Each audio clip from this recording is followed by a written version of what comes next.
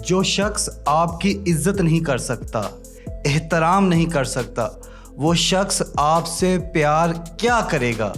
और शादी तो बहुत दूर की बात है। मैं हूं हारून इकराम, relationship and mental wellness coach.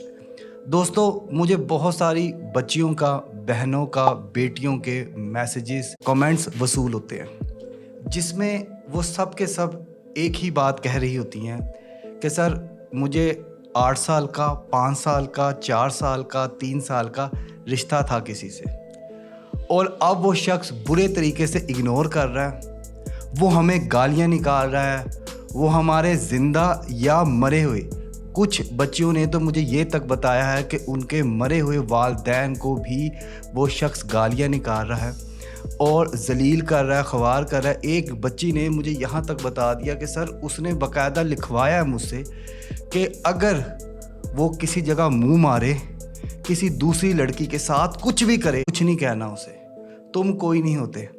बेटा, ये प्यार नहीं है। प्यार में सबसे पहले इज्जत आती है, रिस्पेक्ट आती है, और वो रिस्पेक्ट मर्द और औरत दोनों को बराबर करनी चाहिए।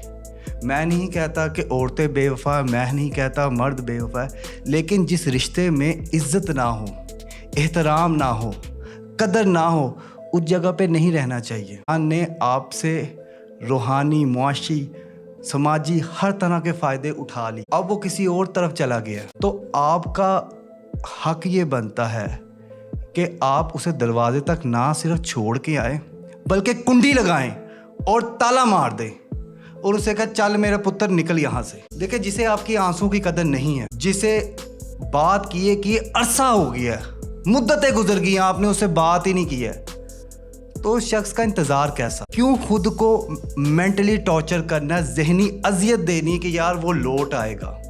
ये उम्मीद भी ख़त्म कर दें, छोड़ दें। इंतहाई ईमानदार, आप निकाह करना चाहते थे, आप शादी करना चाहते थे, मैं समझता हूँ, लेकिन अगला इंसान आपके साथ टाइम पास कर रहा था, ये चीज़ आपने अपनी ज़ात को खुद मनवानी है। मैं नहीं मनवा सकता, कोई नहीं मनवा सकता, सिर्फ आप अपने आप को मनवा सकते हैं कि वो माजी था। आपका रिश्ता जितना गहरा होता है ना, उतना गहरा उसे भूलना होता है, उतनी जान लगानी पड़ती है भूलने के लिए।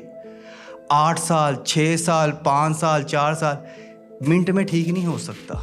यादें आती है, बातें आती है। बेटा, बहुत से तरीके हैं माजी को भुलाने के, लेकिन सबसे बेहतरीन और आसान तरीका वो यही है कि खुद को माफ़ कर दें। आप इंसान थे, आपसे गलत सिलेक्शन होगी, आपने एक ऐसे बंदे को प्यार कर लिया जो आपके प्यार के लायक ही नहीं था।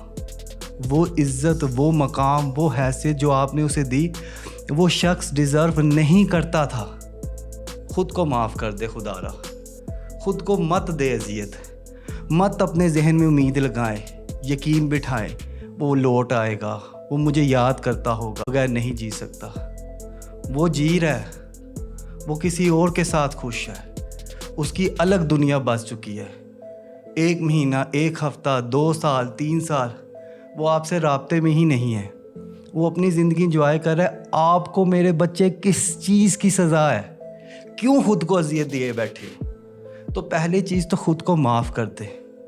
दूसरा पॉइंट, खुद को मसरूफ़ कर ले, अपने आप को इतना मसरूफ़ कर लें, इतना मसरूफ़ कर ले कि आपके पास टाइम ही ना हो ये सारी की सारी चीज़ें सोचने का। क्योंकि जब भी आप वेले रहें, आप उस इंसान के बारे में बात करते रहें, ठीक है ना, क्योंकि वो आपके लिए अहम है। आप अपने एक दोस्त से, दूसरे दोस्त से, तीसरे दोस्त से बातें कर रहे हैं, उसे बता रहे हैं अपने दिल की बात कि यार मुझे तो उससे है, उसे नहीं है, ना सिर्फ मुझे तो है ना, मैं तो उसका इंतज़ार करूँगा। नहीं, बात करना छोड़े। ख्याल आएंगे, ख्यालों को आने दे। ख्याल रोके नहीं जा सकते, बात रोकी जा सकती। एक दोस्त को बताएंगे, दूसरे को बताएंगे, तीसरे को बताएंगे, चौथे को बताएंगे, यादें आपको घेरी रहेंगी। तो मेरे बेटा, खुद को मसरूफ़ कर।